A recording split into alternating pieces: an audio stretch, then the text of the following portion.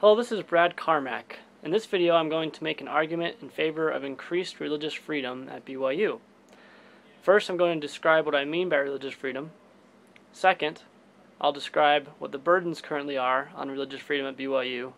And third, I will discuss why and how the BYU Honor Code should be changed.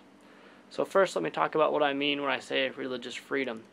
Article of Faith 11 from the LDS statement from Joseph Smith says that we claim the privilege of worshiping Almighty God according to the dictates of our own conscience, and allow all men the same privilege, let them worship how, where, or what they may. Also, in the Nauvoo Charter, Nauvoo, Illinois was an early church city that was built mostly by the saints, so it was a very broad grant of religious freedom given. Now, I think that religious freedom has three very important key elements. First is to let people say in public and in private what religion and beliefs they espouse without penalty. Second is to let people change their religion, meaning they can either apostatize or not follow any religion with no strings attached. And third, letting people practice their religion with little or no unnecessary penalties. Now, of course, there are limits on the extent of religious freedom, in that, for instance, a religious belief about sacrificing children would not be a religious belief that I'd be interested in protecting. But the general mainstream religious beliefs, for instance, between the available religions, without getting too much into the details of the boundaries of religious freedom, we'll just talk kind of about what we consensus sort of think religious freedom is and what religious practice and exercise looks like. So what religious freedom is not is merely the assertion that you can choose what religion to believe in or how to worship. Colonial Quakers had the agency to choose to practice their faith, but they also couldn't experience religious freedom because they were persecuted by the Puritan magistrates on the basis of their worship. There's a document called Litter de Maimonides during a time on the Spanish Peninsula when the Jews were persecuted and required to take the Mohammedan oath about Allah being the only God and Muhammad being his prophet on penalty of death. One could argue that they have religious freedom. Those Jews could still choose to worship Jehovah. The penalty, of course, was death. That's not the type of religious freedom I'm talking about. I'm talking about something more than merely the ability to assert your beliefs or to worship. I'm talking about the lack of burden on the expression of your religion and beliefs and the practice of your religion and beliefs. Now, first, my perspective here. I'm an LDS student at BYU, and what I'm going to argue here, and now we've kind of a basic idea of what I mean by religious freedom, we'll turn to what is the status of religious freedom at BYU. Well, I have a number of friends here at BYU. Some of them are not LDS. There are several hundred non-member students here, Catholics, Baptists, Protestants, Muslims, etc. And my Catholic BYU friend, he can abandon his faith, his Catholicism, and join the Mormon faith, become LDS. Without any sort of consequence as far as BYU is concerned. However, I may not abandon my faith and embrace Catholicism. This is a one-way religious freedom. So let me explain why and how this came to be. The basis for this rule is the BYU Honor Code. The BYU Board of Trustees is responsible for having the final say on what the Honor Code looks like. It's constituted by several members of the Quorum of the 12. A number of course, the First Presidency as well, and we'll talk a little bit more about its constitution. And there's about 32,000 full-time students at BYU, and the vast majority of them are LDS. And if they choose to leave the LDS faith, generally speaking, according to the Honor Code, they may not enroll, and they may not graduate. So if I decide to become atheist or become Catholic, I would lose my ability to graduate from BYU. So that's sort of the status of religious freedom at BYU. We'll now go into the third segment, which is to argue how and why the BYU Honor Code should be changed.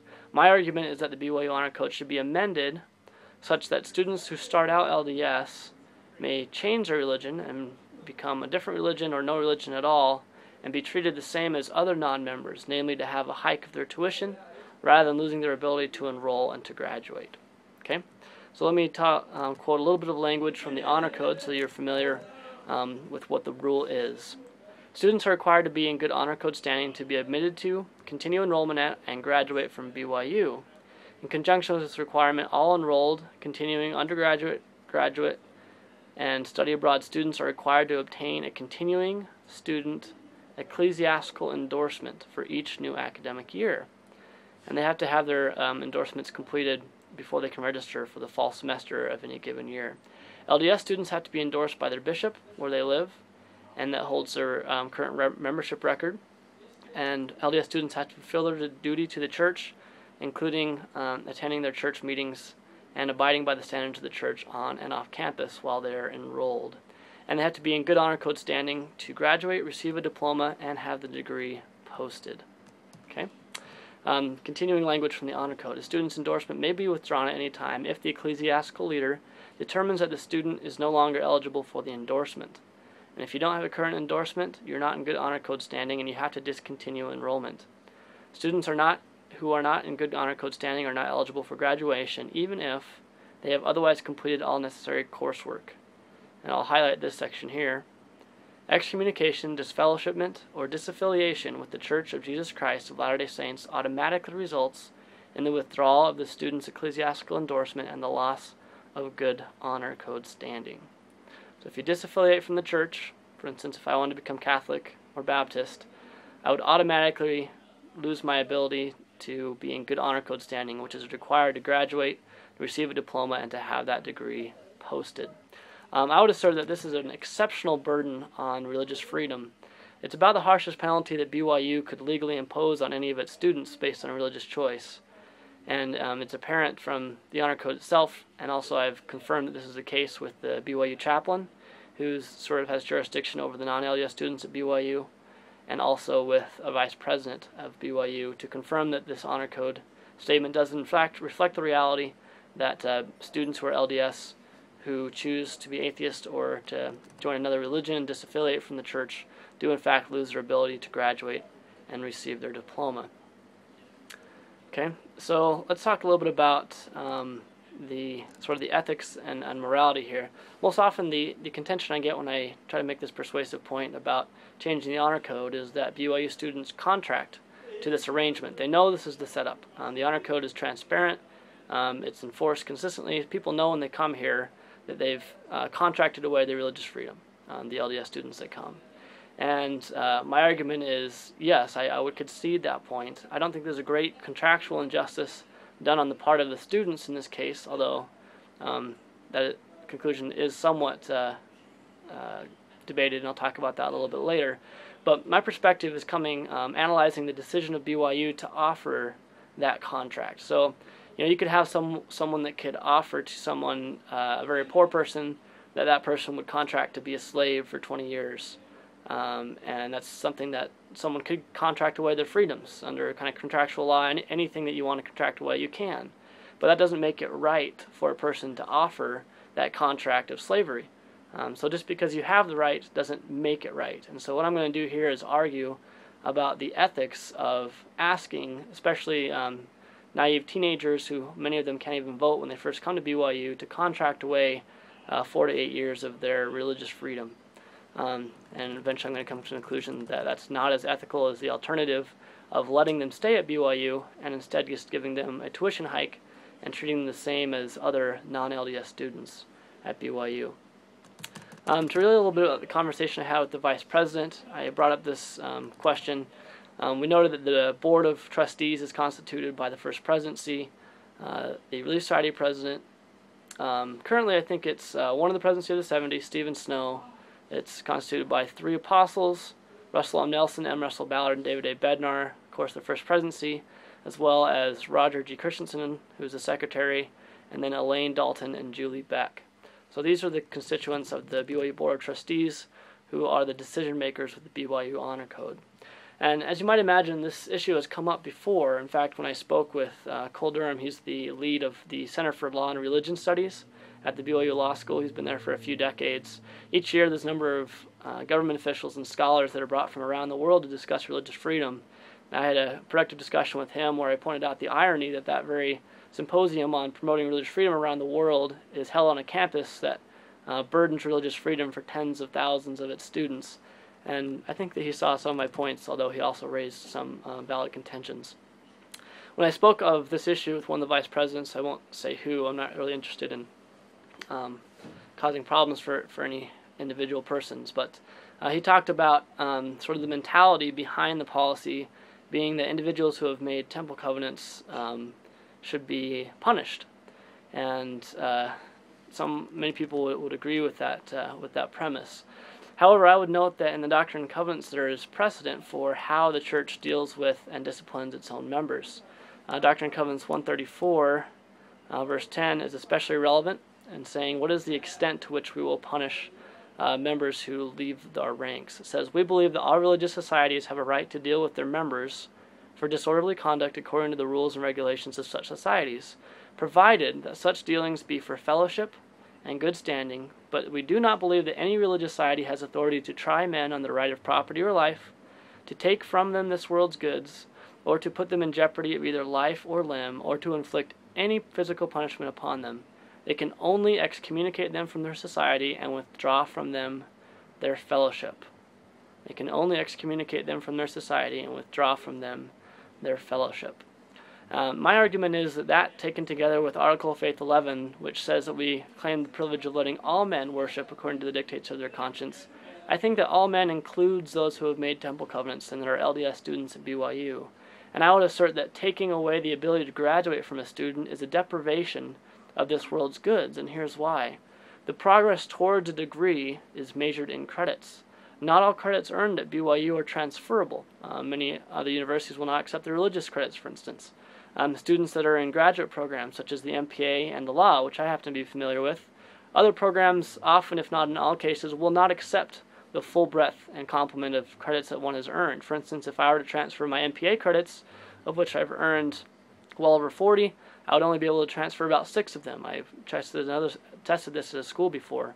Additionally, if I were to try to transfer my law credits, I'd only be able to transfer 1 year's worth, even though I'm in my last semester and have completed 2.5 years worth of credits. So I would instantly lose at least 1.5 years worth of opportunity cost, tuition, and graduate credits towards my degree if I were to be, say, for instance, the recipient of this loss of ability to graduate based on my choice to, say, become Baptist. And so I would say that it is a violation of Doctrine and Covenants 134 to take away this world's goods as a consequence of religious choice. I'd also say that it's a violation of Article of Faith that says that we claim the privilege of worshiping God according to our own dictates and allow all men that privilege. And third, I would say that it seems to contradict and is inconsistent with the general constitutional principle that we believe is divinely inspired, which grants religious freedom and freedom of conscience to all people. I think we need to be very cautious about ways that we burden and incentivize religious worship and belief. In fact, I'm aware of a number of individuals at BYU who are ostensibly active, who show up to church, but are atheists. The reason that they choose to hide their atheism and instead portray themselves as active Latter-day Saints is because they're in their last year at BYU and they're interested in graduating. It seems like it's a problem when we're putting people in the pew on penalty of taking away their ability to graduate and get their diplomas that they worked for, rather than because they believe or for other reasons that we think should inform religious belief, such as free choice and free will being exercised. Also, another problem with this policy is there are a number of individuals that are BYU students who are afraid to take their problems to their bishops. They may have personal transgressions. They may have faith crises. They're not interested in revealing either of these to their bishop because he is the one who could withdraw their ecclesiastical endorsement, who could disfellowship or put them on probation, or could excommunicate them, which would obstruct their ability to graduate. And as of course the audience would know, many places, employers especially, don't really care about whether or not you're baptized, but might care a great deal about whether or not you have a bachelor's degree. And so imposing these sort of secular consequences for a religious choice is deeply troubling. So let's go back to the BYU Honor Code and talk a little bit. There's also a restriction on freedom of conscience and speech there. For instance, there's restrictions on, until recently, in January, there's a restriction on advocacy. I'll concede that point since the Honor Code has been changed, which I appreciate that. The removal of that sentence that said it was a breach of the Honor Code to advocate that homosexual relations are morally acceptable. But let's say that we'll take a hypothetical BYU student named Sarah, Let's say that her conscience dictates that she should follow Muhammad, peace be upon him, and become Muslim, or perhaps her conscience tells her to become an atheist. The problem that she faces is that she may have to breach her commitment to the honor code in order to comply with her conscience to become Muslim, or she might have to, if she decides to obey the honor code, she may have to breach her conscience. And a lot of this is troubling, that we would be in favor of, especially if it's avoidable, of causing this sort of a conscience conflict for an individual. There's a lot of BYU students that compromise with this tension. They just kind of check the boxes that keep them under the radar. They do the compulsory church attendance, and they meet with their bishops, and even though they sincerely desire to not worship at all or to worship in a different way, they fake it, that they're believing Mormons, just so they can graduate. Of course, calling an honor code, the code itself may not be that honorable if it violates the freedoms of religion and freedom of conscience, to say nothing of freedom of speech. But we'll limit our analysis here and our inquiry into religious freedom at the moment.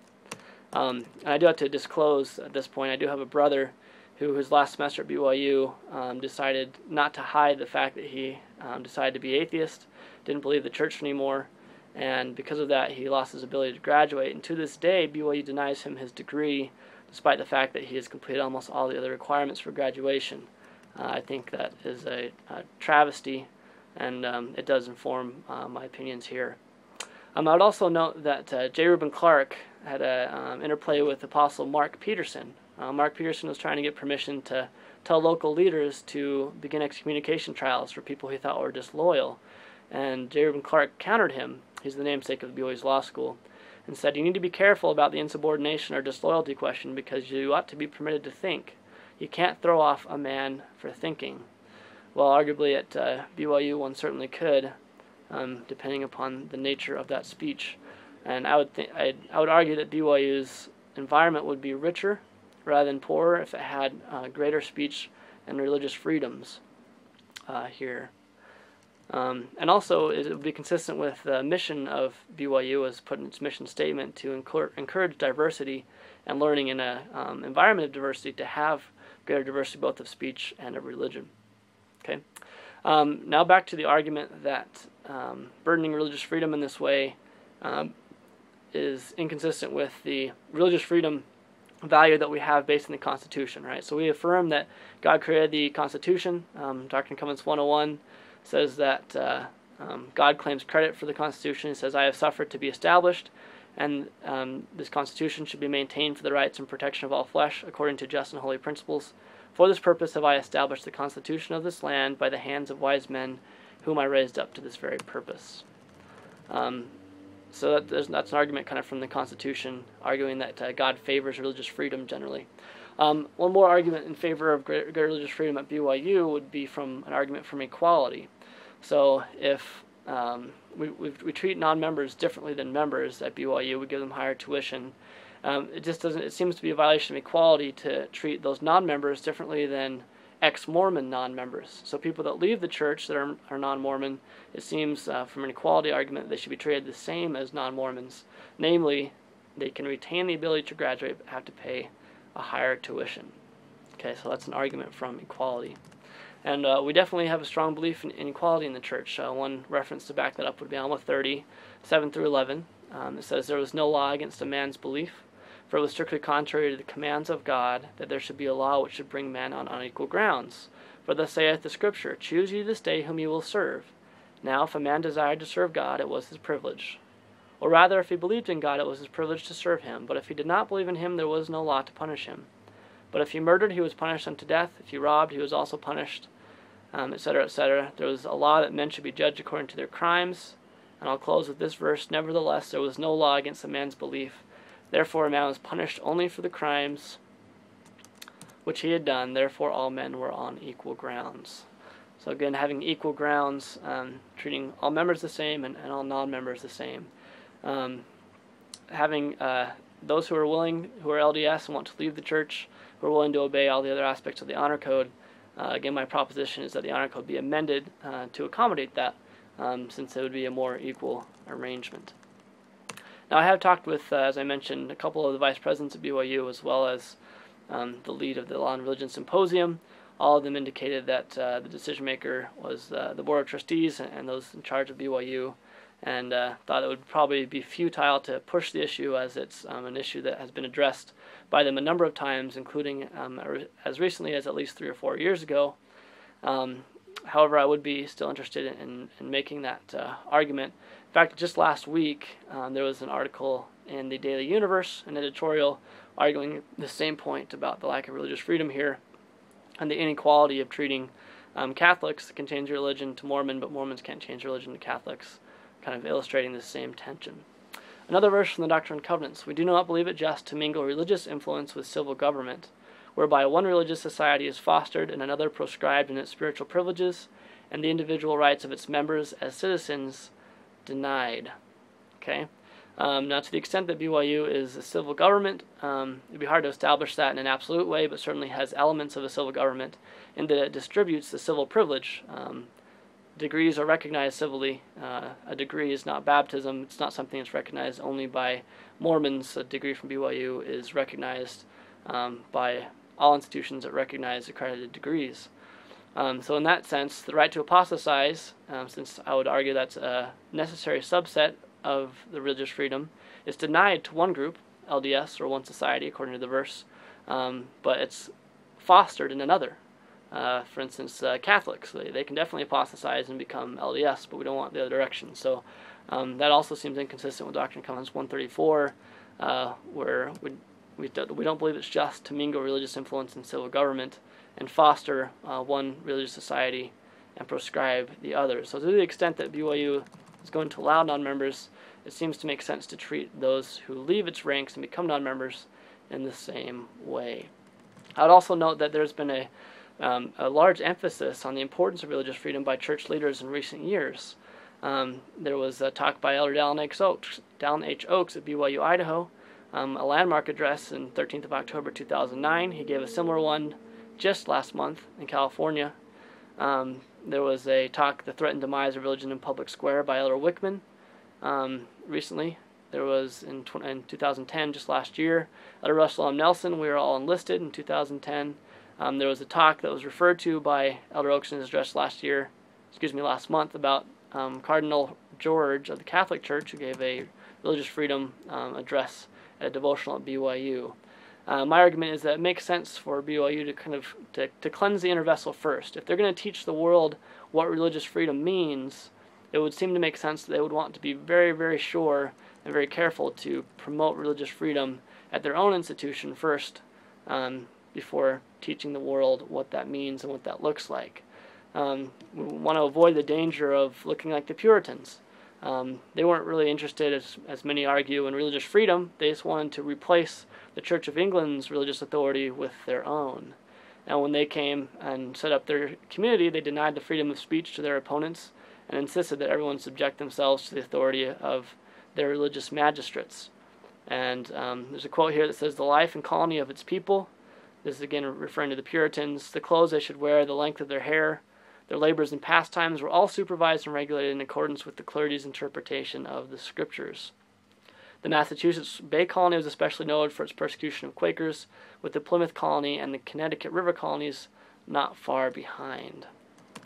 So the 1842 Declaration of Joseph Smith that allowed all men the privilege of religious freedom, again this is the Article of Faith, combined with the Nauvoo Charter's robust religious freedom guarantee, seems very different from the puritanical approach, and instead seems very similar to the approach made by the Founding Fathers. In 1779, in the Virginia Statute for Religious Freedom, Thomas Jefferson said that no man shall be compelled to be too frequent, or support any religious worship, place, or ministry whatsoever, nor shall be enforced, restrained, molested, or burdened in his body or goods, nor shall otherwise suffer on account of his religious opinions or belief, but that all men should be free to profess, and by arguments to maintain their opinions in matters of religion, and that the same shall in no wise diminish, enlarge, or affect their civil capacities. Now again, I'm not arguing that BYU is equivalent to a civil government and should afford the same level of religious freedom that we would expect of a free nation. However, I would argue that the similarities between BYU and a civil government, especially in their granting of a secular degree that's recognized by non-religious entities,